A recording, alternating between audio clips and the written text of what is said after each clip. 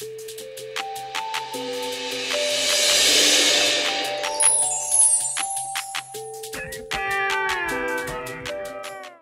and welcome to the GRADD Dialogue. My second segment today is talking about some of the initiatives that we do at GRADD.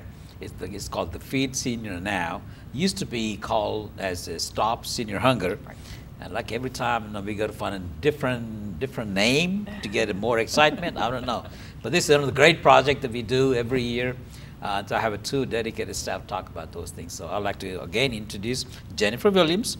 As I said in the previous show, Jennifer is our Associate Director for Aging and Social Services. She has been with us for 28 years and also work in several different departments within the GRADD office.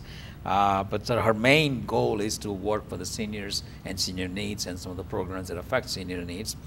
She has a degree from Western Kentucky University and all as a licensed social worker in Kentucky since 1990.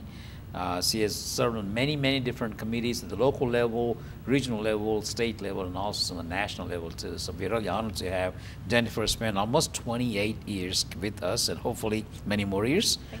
Thank you very much. And also we have Amber Phelps. Amber, this is the first time you're getting on the GRADD Dialogue. It is. So you be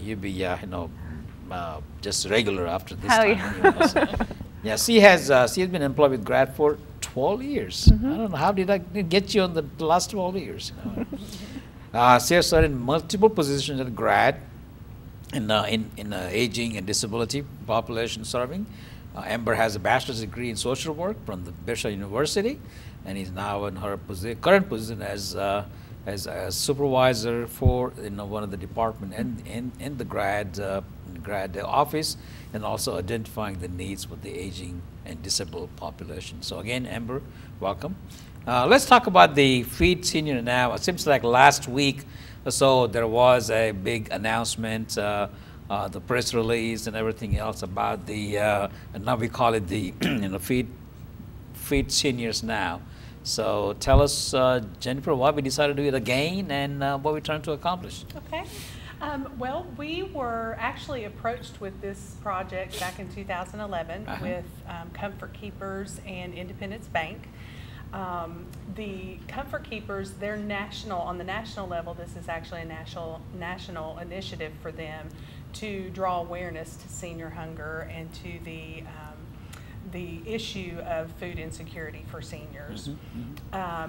So they approached us. We started working with them in Owensboro and Davis County, and we've grown from there. They changed the name. They did change the name back in, I think it was around 2015, from Stop Senior Hunger to Feed Seniors Now. I think sometimes just to confuse us, but it has been Feed Seniors Now for several years.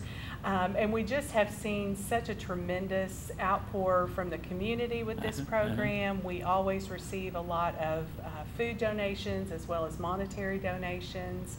And of course, the seniors are so very appreciative that we are able to do this for them, that we definitely want to keep it going. And it's kind of something that, for a country with the wealth that we have in this country, that we still have food insecurity for the seniors, and it's kind of sad.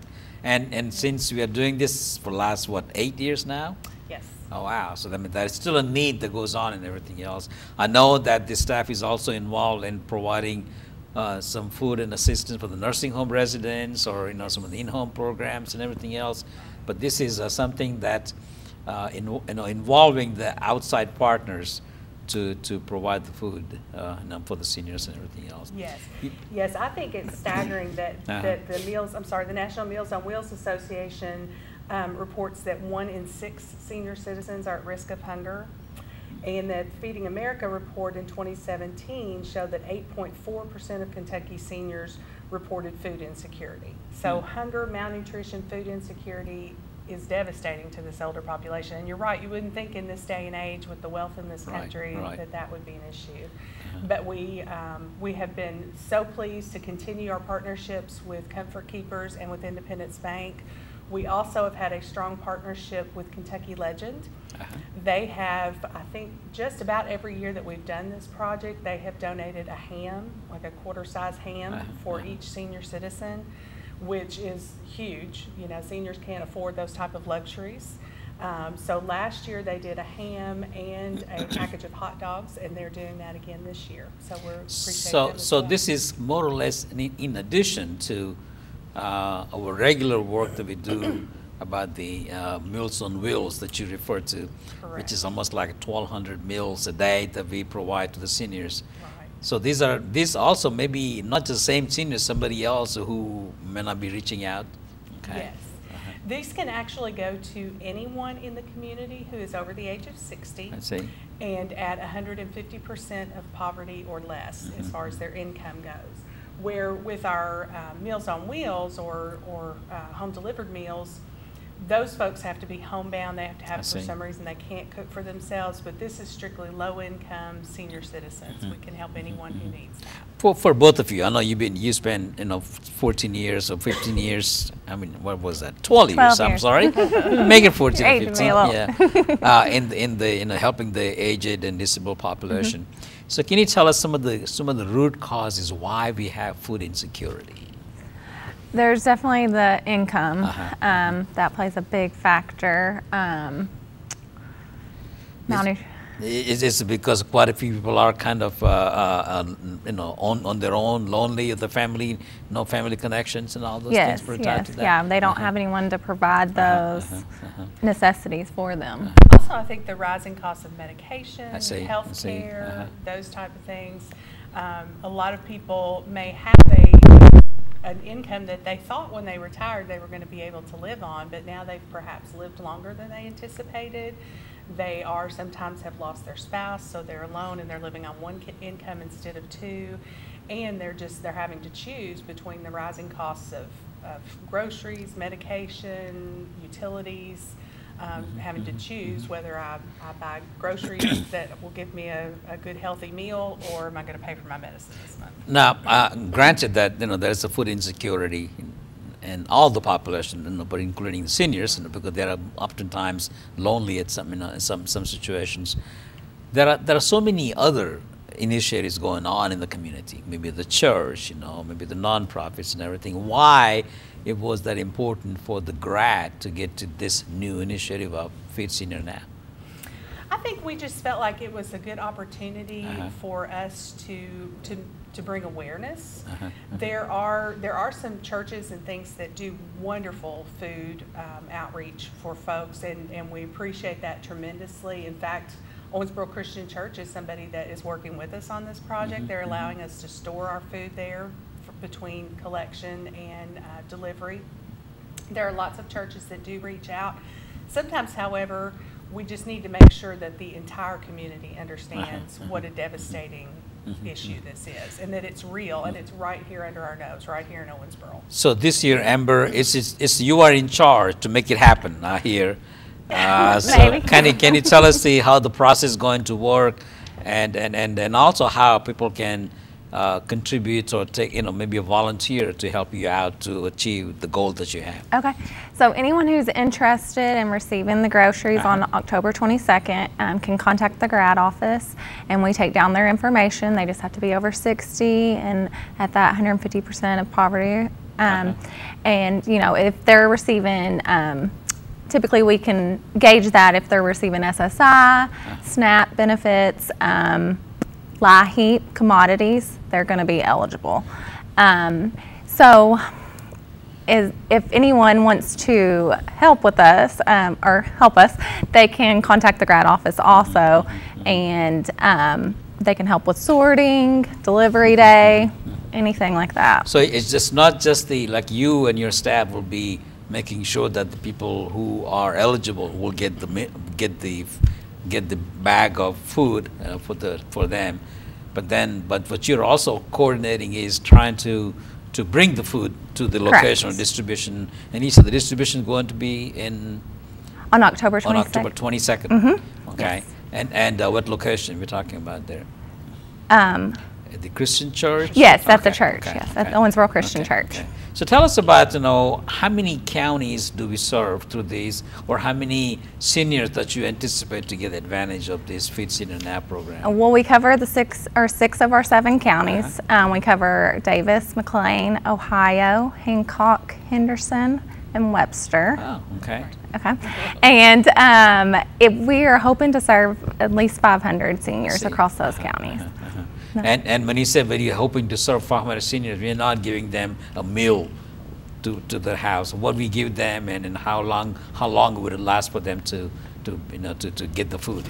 It's typically about a week's worth of groceries, non-perishable items, so canned goods, canned vegetables, canned fruits, canned meats. Pasta is always good. Kentucky Legend always generously, like Jennifer stated before, they donate the ham and the hot dogs. So it typically lasts about a week. So the canned goods, and they're going to provide the ham, but anything else people can provide, some of the dry goods, maybe some crackers, whatever. Yes, crackers are good. Breakfast items. Peanut butter. Peanut butter, yes, we always like peanut butter. Yeah, those type of items. If somebody's watching this show and I like to help them out, so how would they do that? Well, they can make donations at Kroger, IGA. We have quite a few. Sureway Groceries. The senior centers, Independence Bank locations, the GRADD office, City Hall, the Owensboro City Hall, the Owensboro Convention Center, and the Hancock County libraries. So when you say make a donation, put the money or provide the food? Provide the food. Okay. You can also make monetary donations to, what is it, Jennifer? It is the Independence Foundation Incorporated, and it can be mailed to Post Office Box 988, Owensboro 42302. So that's the Independence Bank Foundation. We just need for folks, if they want it to go to a particular county, to make sure that they put that on their memo line, what county they want that to be used in. And this is going to be served in 6 of the 7 counties that we're going to be doing. The Independence Bank will take that money and maybe purchase the groceries and to be bring it and put the distribution. Right. What we'll do once we get all the groceries to the church, then we will actually physically go down and separate everything into like items, and we will count how many we have, and then we'll take those monetary donations to buy the food that we need to even it out so that everybody gets about the same amount of food in their bag. And I know I've been to a couple of in the past distribution, and it's a big like army of volunteers lined up to get the cards filled and the bags, and they have the map and everything where to go. So people who may not be able to contribute, but they have a big heart to come out and help, can they also come down to the Christian Church on 22nd to help the distribution? Absolutely. They can contact the GRADD office and just let us know they want to volunteer and help deliver. We're always happy. And our number is 270-926-4433. Yes. Okay. Now, Jennifer, I think in the last minute that I have, it seems like every time we go these days in Frankfurt, they're also working on some other food insecurity for the seniors. Can you comment a little bit on that? I can, yes. The Department for Aging and Independent Living in Frankfurt, one of their key areas of emphasis this year is food insecurity for seniors. So they're having a hunger summit at the end of October. And they're going to be bringing awareness to this issue as well. And our commissioner for the Department for Aging and Independent Living is going to come down and help us deliver. On our program too. That's excellent. I think make a connection to see, how really they can, in reality, they could help somebody out too. Absolutely. And everything else. Wish you ladies best of luck. I know it's going to be a successful project because this is our 8th year. And you're going to probably serve more than 500 folks, and we all will do our parts. People can go make a donation to Independence Bank. They can go to any of the location you talked about, and I believe there are some Kroger stores have baskets they can put the food in. And if they don't want to, they can always bring it to the GRADD office, and we have box outside the door as well. So I want to wish you best of luck, and hopefully I'll be honored to participate again to maybe make a route and provide the food to the people who really need that. For our 6 counties anyway. Again, thank you for watching GRADD Dollar. We talk about the Feed Senior Now project, which is going to be implemented on October 22nd. That's the distribution day. However, you can always make donations or purchase some of the dry foods and provide that to the location that I talked about, or you can always bring to the GRADD office. If you have any questions, you can call. Always contact me or Amber or Jennifer at the GRADD office. And have a great day.